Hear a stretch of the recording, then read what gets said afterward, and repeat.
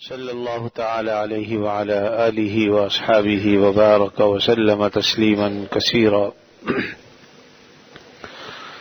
اما بعد فاعوذ باللہ من الشیطان الرجیم بسم اللہ الرحمن الرحیم ان تجتنبوا کبائر ما تنہون عنہ نکفر عنکم سیئاتکم وندخلکم مدخلا کریما صدق اللہ العظیم۔ حاضرین محترم، قرآن مجید کی ایک مختصر سی آیت ہے جس کی تلاوت کی گئی ہے۔ دعا فرمائیے اللہ تعالیٰ بات کو صحیح طریقے پر کہنے کی، سننے کی، سمجھنے کی اور اس پر عمل کرنے کی ہمیں توفیق عطا فرمائے۔ اس آیت کریمہ کا مفہوم یہ ہے کہ اگر تم بڑے بڑے گناہوں سے بچو گے جن کو کبائر کہا جاتا ہے تو اللہ تعالیٰ اس کی وجہ سے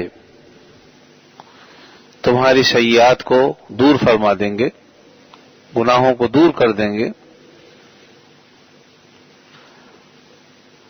اور دوسری بعض جگہوں پر بھی اس کی وضاحت آئی ہے کہ اگر تم بڑے کبیرہ گناہوں سے بچو گے تو چھوٹے چھوٹے گناہ تو اللہ تعالیٰ ویسے معاف فرما دیں گے۔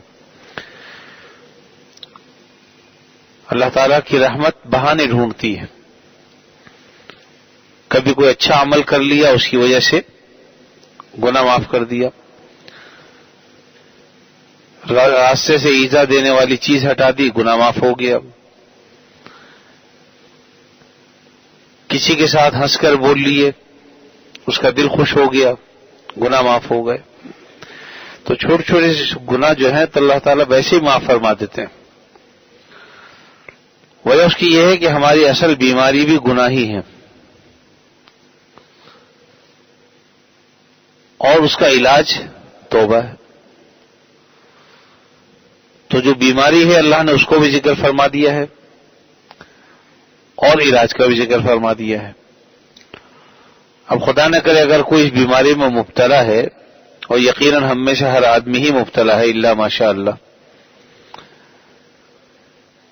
تو اسے اپنے علاج کی فکر بھی کرنی چاہیے۔ اب جب یہ بات پتہ چل گئی کہ ہماری اصل بیماری گناہ ہے، ان گناہوں کی وجہ سے ہماری روح پشمردہ ہو جاتی ہے، کملا جاتی ہے،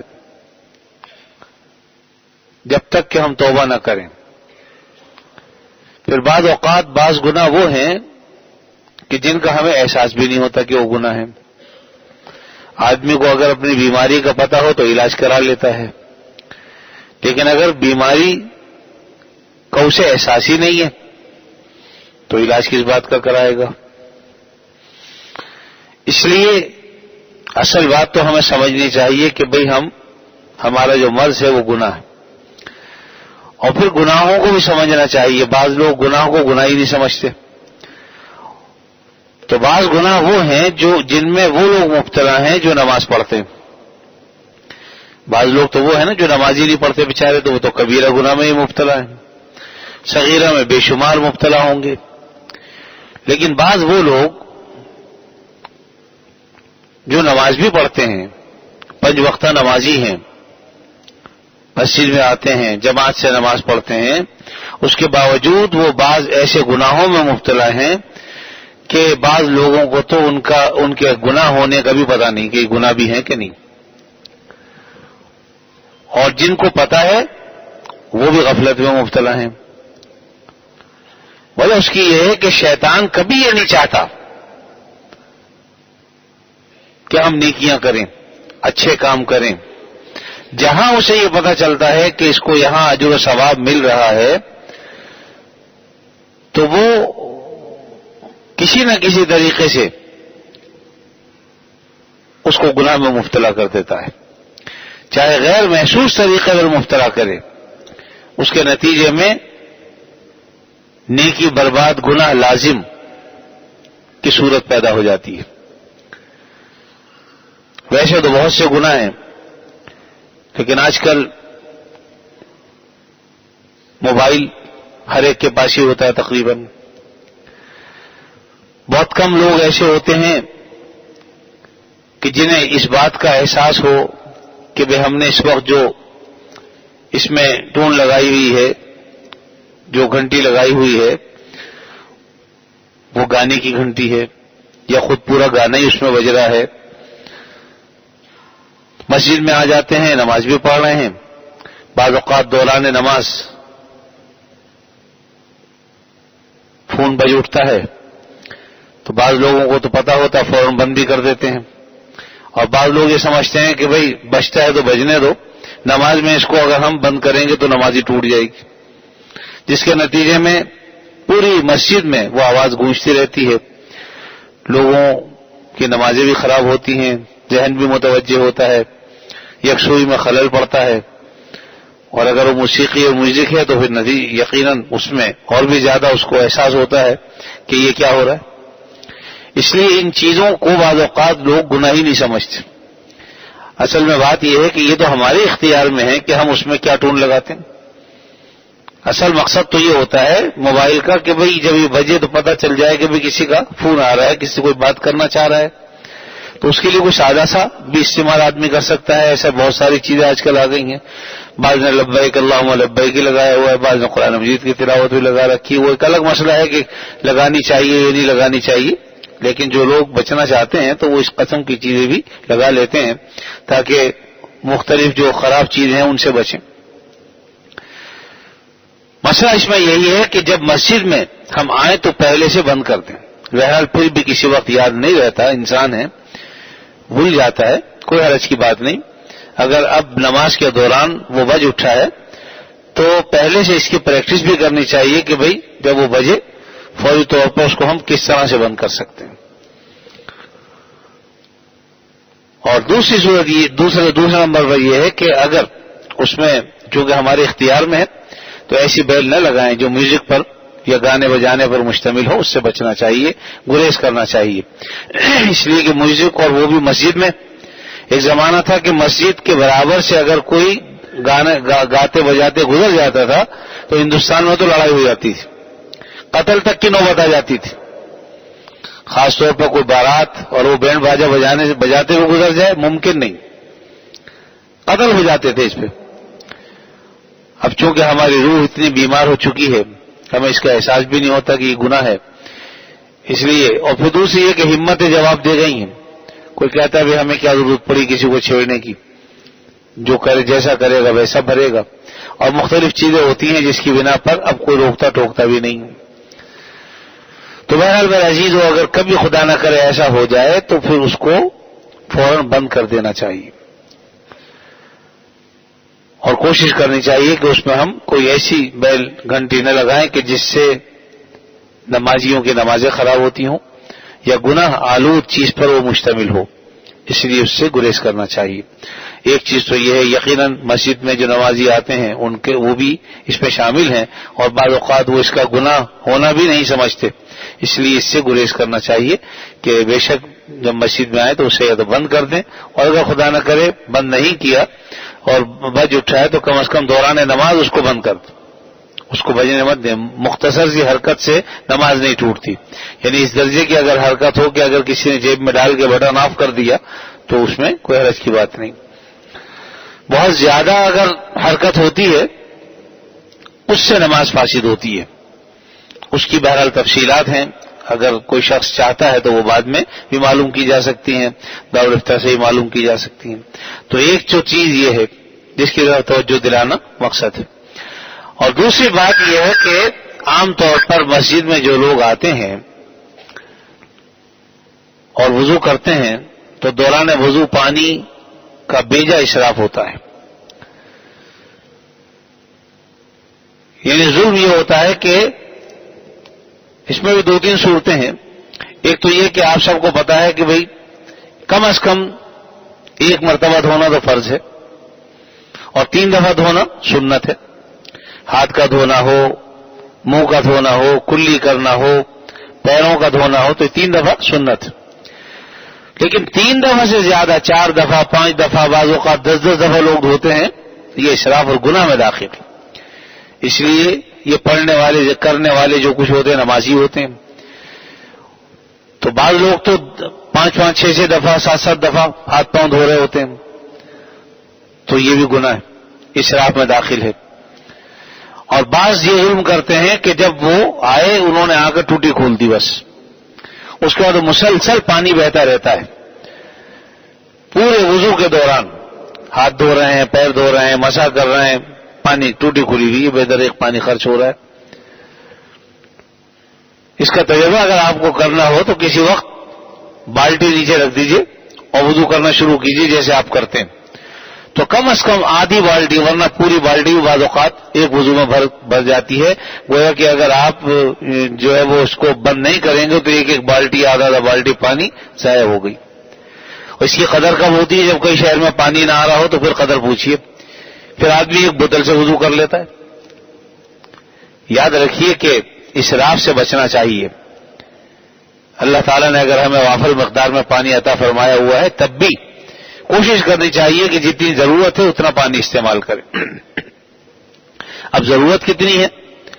دھونے کا مطلب یہ ہوتا ہے، دیکھیے شرن، کہ ایک آدمی اگر پانی ایک مٹھی میں لے اور لے کے اس کو بہا لے اچھی طرح سے، پہلی دفعہ بس اچھی طریقے سے مل لے تو پانی تو سب جگہ پہنچ گیا۔ اب دوسری مٹھی لے گا، بہائے گا، چند قطرے بھی اگر بہ جائیں گے وضو ہو گیا۔ دھونے کا مطلب یہ نہیں ہوتا کہ اس میں پانی اتنا بہایا جائے کہ آدھا لوٹا ایک لوٹا پورا ضائع کر دیں، اس کے لیے کچھ مشق کی ضرورت ہوتی ہے۔ اللہ تعالیٰ نے ہر آدمی کو 2 ہاتھ دیے ہیں، جس کا نہیں ہے وہ بیچارہ معذور ہے، ورنہ اللہ نے ہم سب کو 2 ہاتھ دیے ہوئے ہیں۔ تو اس کا طریقہ یہ ہے کہ ایک ہاتھ سے پانی لیں اور دوسرے ہاتھ سے اس کو مل کر دھوئیں، پھر اس طرح پانی لے لیں، تو اس طریقے سے انشاءاللہ وضو کرنے میں بھی سہولت ہوگی۔ اور شروع میں ہو سکتا ہے مشکل پیش آئے، لیکن آہستہ آہستہ انسان جب عادی ہوتا ہے تو پھر اس کے لیے وضو کرنا آسان ہو جاتا ہے۔ ایک طریقہ یہ بھی ہے کہ اس کی مشق کی جائے کہ یہ جو ہاتھ ہیں، ایک انگوٹھا جو ہے اس کو اس طرح سے استعمال کریں کہ اوپر سے ٹوٹی کھل جائے، بند ہو جائے۔ ٹوٹیاں ایسی آتی ہیں آسانی کے ساتھ بند بھی ہو جاتی ہیں، کھل بھی جاتی ہیں، تو اس کو بھی آپ استعمال کر سکتے ہیں۔ بہرحال طریقہ کار سے اگر ہم صحیح طریقے سے احساس اگر ہمیں ہوگا تو یقیناً پھر ہم اس پانی کے اسراف سے بچیں گے۔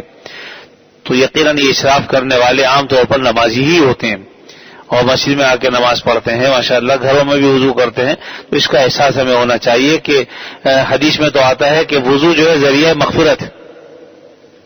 ایک حدیث میں آپ صلی اللہ علیہ وسلم نے ارشاد فرمایا، جس کا حاصل و خلاصہ یہ ہے کہ جب آدمی وضو کرتا ہے تو جب ہاتھ دھوتا ہے تو ہاتھوں کے گناہ دھل جاتے ہیں، کلی کرتا ہے تو منہ کے گناہ دھل جاتے ہیں، ناک میں پانی ڈالتا ہے تو ناک کے گناہ دھل جاتے ہیں۔ اسی طریقے سے ناخنوں کے نیچے تک کے جو گناہ وہ بھی دھل جاتے ہیں، اور جب آدمی وضو کر کے فارغ ہوتا ہے تو اس کے ہاتھ اور پیر اور ان اعضاء کے جو دھوئے گئے ہیں وہ سب گناہوں سے پاک صاف ہو جاتے ہیں۔ تو اصل تو یہ تھا کہ وضو ہمارے لیے ذریعہ مغفرت بنے، ہم نے یہ کیا۔ اب شیطان کو جب پتا چلا کہ بھئی اس سے یہ ذریعہ مغفرت ہے، اس نے ہمیں اس میں مبتلا کر دیا کہ غیر محسوس طریقے پر ہم جو ہے وہ نل کھول کے بیٹھ گئے اور پانی بہ رہا ہے مسلسل۔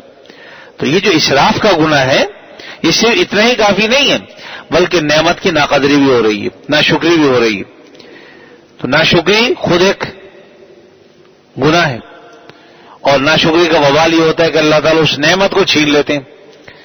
تو اس لیے میرے عزیزو، اس کا ہمیں خیال رکھنا چاہیے کہ ہم جب مسجد میں آئیں تو ہلکی ٹوٹی کھولیں، اس کے بعد ایک ہاتھ سے پانی لے کے پہلے اچھی طرح سے بند کر لیں دوسرے ہاتھ سے، اور پھر اس کو دھوئیں۔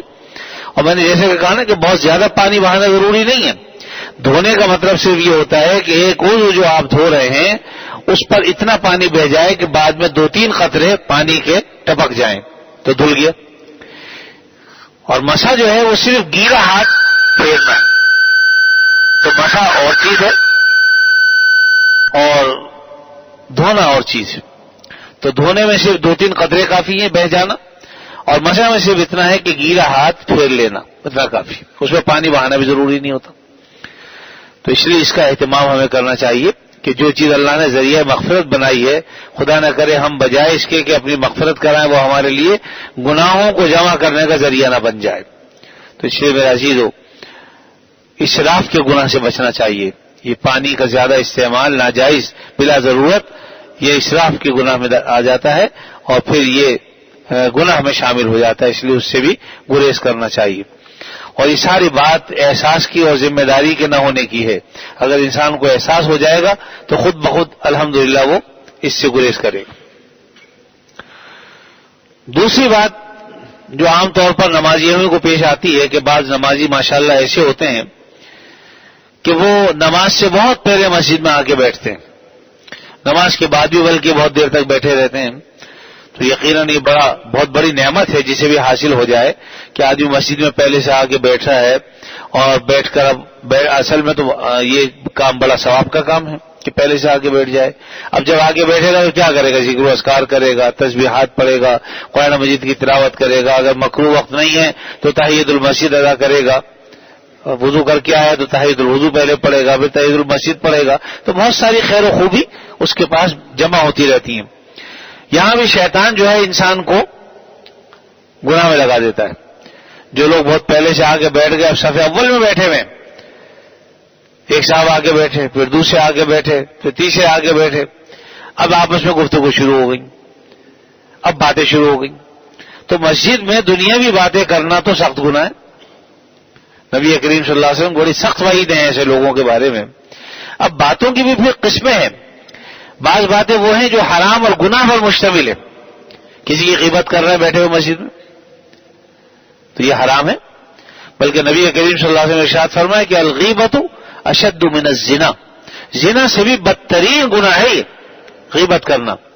آدمی سوچے کہ کوئی آدمی یہ تصور کر سکتا ہے کہ اللہ نہ کرے مسجد میں کوئی آدمی زنا کرے؟ یعنی کوئی تصور نہیں ہے اس کا. تو جب اس کا تصور نہیں ہے تو جس کو آپ صلی اللہ علیہ وسلم اس سے بھی زیادہ شدید اور بڑا گناہ بتایا ہے اس کا تصور ہم کیسے کرتے ہیں؟ عام طور پر بیٹھ کے گفتگو ہو رہی ہے، بات چیت ہو رہی ہے. تو اب اگر گفتگو غیبت ہے کسی کی اور کچھ بیٹھے نہیں تو انتظامیہ کے بارے میں ہی گفتگو شروع کر دی کہ بھی یہ انتظام ٹھیک نہیں ہے، وہ نہیں ہے، یہ نہیں ہے، یہ آپس میں اگر کسی کو شکایت ہے تو انتظامیہ سے جا کے بول دے. کیونکہ آپس میں گفتگو کرنے سے شکایت دور نہیں ہوگی. شکایت ہمیشہ دور ہوتی ہے جس سے شکایت کی جائے وہ دور کر سکتا ہے تو کر دے گا. لیکن ایک عام آدمی بیچارہ جیسے آپ بے بس ایسے دوسرا آدمی بے بس، کیا کر سکتے؟ اس لیے اگر کسی کو شکایت ہے تو بلا شبہ جائز شکایت کرنی چاہیے، کوئی حرج کی بات نہیں. اس کے لیے جہاں بھی میں یہیں کی بات نہیں کر رہا، جہاں بھی کہیں آپ ہوتے ہیں وہ انتظامیہ کے علم میں لائیں کہ بھئی یہ کمی کوتاہی ہمیں محسوس ہو رہی ہے، اگر یہ دور ہو جائے، اس کا ازالہ ہو جائے تو بہت اچھی بات، اس میں کوئی شرن گناہ نہیں. اب اس میں بعض اوقات کسی اور کی غیبت ہو گئی، گھر والوں کی، بازار والوں کی، اور کسی نے کسی خادم کی غیبت شروع کر دی، کسی مؤذن کی یا امام کی، یا امام مؤذن بیٹھے ہوئے انہوں نے کسی اور لوگوں کی غیبت شروع کر دی. کوئی بھی یہ کام کر سکتا ہے. تو منع فرمایا نبی کریم صلی اللہ علیہ وسلم نے کہ یہ تو حرام گفتگو ہے، یہ تو جائز ہی نہیں. کیونکہ غیبت کا مطلب تو یہ ہوتا ہے کہ وہ بات کی جائے جو اس میں موجود ہے، لیکن اگر اسے پتہ چلے تو برا لگے اسے، یہ غیبت. اور اگر کسی میں وہ بات ہے ہی نہیں موجود وہ تو بہتان ہے جو غیبت سے بڑا گناہ ہے. اس لیے دونوں صورتوں میں بہرحال مسجد میں بیٹھ کر گفتگو کرنا یہ جائز نہیں ہے. تو جو لوگ مسجد میں پہلے سے آتے ہیں الحمدللہ ان کا آنا مبارک، بہت اچھی بات، لیکن انہیں چاہیے کہ آ کے یا تو خاموشی کے ساتھ بیٹھ جائیں نماز کے انتظار میں. اور حدیث میں آتا ہے کہ جو لوگ مسجد میں آ کر نماز کا انتظار کریں دوسری نماز کا، تو جب تک وہ انتظار میں ہیں وہ ان کو نماز کا ثواب مل رہا ہے مسلسل، اتنا بڑا اجر و ثواب ہے. لیکن شیطان نے ہمیں یہاں کام میں لگا دیا، گفتگو کر رہے ہیں، باتیں کر رہے ہیں. تو ایک گفتگو تو ہو گئی وہ جو حرام ہے، ناجائز. پھر ایک گفتگو وہ ہوتی ہے کاروباری باتیں کر رہے ہیں، گندم کا ریٹ یہ ہے اور چاول کا ریٹ یہ چل رہا ہے اور فلاں اتنی مہنگائی ہو گئی ہے، اور یہ سب باتیں یہاں بیٹھ کے کی جا رہی ہیں. تو یہ اگرچہ گناہ کی باتیں تو نہیں ہیں لیکن دنیاوی باتیں ہیں. وہ تم نے مکان بیچنا تھا، بھائی کیا ہوا؟ ہاں بھائی اتنے لگ گئے، میں اتنے مانگ رہا ہوں. اب یہ گفتگو یہاں ہو رہی. تو یہ بھی اگرچہ حرام گفتگو نہیں ہے لیکن چونکہ دنیاوی باتیں ہیں اس لیے اس سے ہوئی گریز کرنا چاہیے. تو اس قسم کی جتنی بھی باتیں ہیں ان سے ہمیں بچنا چاہیے کہ گفتگو کر رہے ہوں تو ان سے بچیں. خدا نہ کرے ایسا نہ ہو کہ گناہ کی باتیں ہوں یا دنیاوی باتیں ہوں. نبی کریم صلی اللہ علیہ وسلم کا ارشاد گرامی ہے جس کا حاصل یہ ہے کہ میری امت کے آخری دور میں ایک زمانہ ایسا آئے گا کہ لوگ مسجدوں میں آ کے بیٹھیں گے، حلقے بنا کے بیٹھیں گے اور باہم گفتگو کریں گے، دنیاوی باتیں کریں گے. تو ایسے لوگوں کو ایسے لوگوں کی اللہ کو کوئی ضرورت نہیں، نہ ان کی عبادت کی نہ ایسے لوگوں کی۔ تو آپ آج دیکھ لیجئے لوگ حلقے بنا کے، بلکہ جب سے یہ مسجد میں کرسیوں کا رواج ہو گیا ہے تو اب تو باقاعدہ ایسے بیٹھتے ہیں جیسے ہوٹل میں بیٹھے ہوئے ہوتے ہیں، 4-6 آدمی بیٹھ کے اور گفتگو کر رہے ہوتے ہیں، یعنی جو معذور نہیں ہے وہ بھی اور بیٹھ کے گفتگو ہو رہی۔ اب اصل مسئلہ تو یہی ہے کہ جن کو جو عذر ہے بیٹھ نہیں سکتے تو ان کے لیے تو ٹھیک ہے، ورنہ بیماریاں تو نبی کریم صلی اللہ علیہ وسلم کے زمانے میں بھی تھیں، صحابہ کرام کے زمانے میں بھی تھیں۔ یہ الگ بات ہے کہ اس وقت کم بیمار ہوتے تھے، اتنی زیادہ بیماریاں نہیں تھیں، اب زیادہ ہو گئی ہیں، لیکن اس کے باوجود بیٹھ کر نماز پڑھتے تھے نیچے۔ لیکن بہرحال پھر بھی اگر کسی کے گھٹنے نہیں مڑتے یا ایسی تکلیف ہے تو بیٹھ کر پڑھنا جائز ہے، لیکن اس میں بھی پھر بہت سی صورتیں ہیں، ایسے اسٹول پر یا کرسی پر بیٹھ کے نماز پڑھنی چاہیے جس کے آگے تختہ وغیرہ نہ لگا ہوا ہو۔ بعض اوقات بعض مسجدوں میں تختے لگے ہوئے ہوتے ہیں اور لوگ اس پر سجدے بھی کر رہے ہوتے ہیں، تو اس معاملے میں تفصیلات ہیں، اس لیے اس کو بھی اچھی طریقے سے جن لوگوں کو ایسے عذر ہیں انہیں چاہیے کہ مفتیان کرام کے پاس جا کر مسائل معلوم کریں، پھر اس کے مطابق وہ بیٹھ کر پڑھیں نماز۔ بعض لوگ بالکل ٹھیک ٹھاک آتے ہیں، انہیں یعنی آسانی سے چلتے ہوئے آتے بھی ہیں، آسانی سے اٹھ کے چلے بھی جاتے ہیں، اور پھر بھی وہ کس وجہ سے بیٹھ کر نماز پڑھ رہے ہوتے ہیں یہ پتہ نہیں ہوتا۔ تو ایسے لوگوں کو چاہیے کہ بہرحال وہ مسائل معلوم کریں، اگر واقعتاً وہ معذور ہیں پھر تو ایک الگ بات ہے، لیکن اگر معذور نہیں ہے اور ویسے ہی یعنی اب سے کچھ عرصے پہلے تک ایک کرسی بھی شاید نظر نہیں آتی تھی مسجد، لیکن اب ماشاءاللہ قطاروں کی قطاریں ہوتی ہیں، 15-15 20-20 آدمی ایک ایک قطار میں ہوتے ہیں، تو اس کا یہ بھی قابل غور بھی ہے۔ اگر واقعتاً معذور ہے کوئی حرج کی بات نہیں، لیکن اگر عذر نہیں ہے تو اس سے بھی گریز کرنا چاہیے، اور پھر دارالفتہ میں آ کر مفتی صاحب سے مسائل معلوم کریں، مسائل معلوم کرنے کے بعد پھر جو صورت ہے اس کو مطابق عمل کرنا چاہیے۔ تو بہرحال بات ہو رہی تھی کہ مسجد کے صحن میں رمضان المبارک میں خاص طور پہ جب اعتکاف کا زمانہ ہوتا ہے تو یہاں جو بچے اعتکاف کر رہے ہوتے ہیں بالکل ٹھیک ٹھاک ہوتے ہیں، میں نے خود رات کو کئی موقع پر آ کر سمجھایا بھی انہیں اور دیکھا کہ مسجد میں کرسیاں ڈال کے بیٹھے ہوئے گپے لگا رہے ہیں۔ تو اس لیے میرے عزیز ہو یہ بھی جائز نہیں ہے، اس صورت بچنا چاہیے اس سے۔ تو آپ صلی اللہ علیہ وسلم نے اس میں سخت وعید فرمائی۔ اور ایک اور حدیث وقت ذہن میں آئی کہ حدیث میں آتا ہے کہ جب کچھ لوگ گفتگو کر رہے ہوتے ہیں مسجد میں بیٹھ کر تو ایک فرشتہ کہتا ہے آ کر اسکت یا ولی اللہ، اے اللہ کے ولی چپ ہو جا، گفتگو نہ کر، بات نہ کر، چپ ہو جا۔ لیکن کیا کہتا ہے؟ یا ولی اللہ، اے اللہ کے ولی خاموش ہو جا۔ اگر وہ خاموش ہو گیا تب تو ٹھیک ہے، لیکن اگر خاموش نہیں ہوتا تو پھر اس کے بعد فرشتہ کہتا ہے اسکت یا بغیض اللہ، یعنی وہ جو ولی کا لقب تھا وہ چھن گیا اور اللہ کے اب وہ ناپسندیدہ ہو گیا، مبغوض ہو گیا۔ اب اگر اب بھی چپ ہو جائے تب بھی ٹھیک ہے، لیکن پھر بھی چپ نہیں ہوتا تو پھر وہ فرشتہ کہتا اسکت لعنت اللہ علیہ، خاموش ہو جائے، اللہ کی لعنت ہو تجھ پہ۔ اب اندازہ لگائیے کس قدر سخت وعید ہے کہ دنیاوی گفتگو ہم جو کر رہے ہیں مسجد میں یا گناہ کی گفتگو کر رہے ہیں تو فرشتے باقاعدہ آ کر روکتے ہیں، وہ چاہے ہمیں آواز نہ سنائی دی جا رہی ہو، لیکن اللہ کے نبی صلی اللہ علیہ وسلم جب فرما دیا تو یقیناً وہ بات حق اور سچ ہے۔ فرشتے یہ کہتے ہیں کہ اسکت لعنت اللہ علیہ، کہ اللہ کی تجھ پہ لعنت ہو، خاموش ہو جا۔ تو کس قدر سخت وعید ہے۔ اور بھی سلسلے کی بہت سی احادیث ہیں، اگر کوئی شخص تفصیل دیکھنا چاہتا ہے تو آداب المساجد حضرت مفتی محمد شفیع صاحب رحمۃ اللہ علیہ کی کا ایک کتابچہ ہے، آداب المساجد، مساجد کے آداب، اس کو پڑھ لینا چاہیے۔ اس میں ساری باتیں تفصیل کے ساتھ موجود ہیں کہ مسجد کے کیا ادب ہیں، ہمیں کس طریقے سے مسجد میں آگے بیٹھنا چاہیے، کرنے کے کام کیا ہیں، نہ کرنے کے کام کون سے ہیں، تو ہمیں اس کا بھی مطالعہ کرنا چاہیے۔ تو دوسری بات یہ ہے کہ مسجد میں لوگ آ کے بیٹھتے ہیں لیکن گفتگو ان کی دنیا بھی ہوتی ہے، اس سے گریز کرنا چاہیے۔ مسجد میں آ کے یا تو اللہ کا ذکر، مسجدیں کس لیے ہیں؟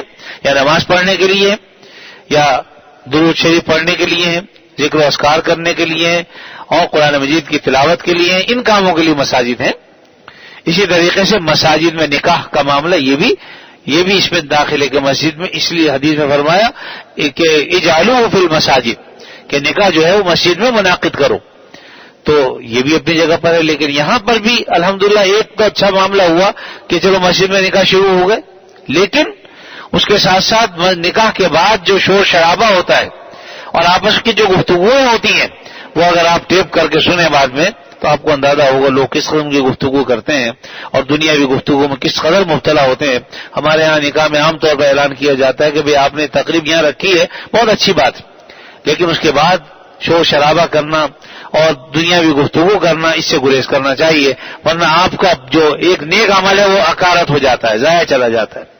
تو ہم ایک کام تو اچھا کرتے ہیں لیکن اس کے ساتھ دوسرا کام فوراً برا کام شروع کر دیتے ہیں، تو ان کاموں سے گریز کرنا چاہیے. ایک اور کام جو مسجد میں ہوتا ہے اور لازم بات ہے کہ سب نمازی ہی ہوتے ہیں،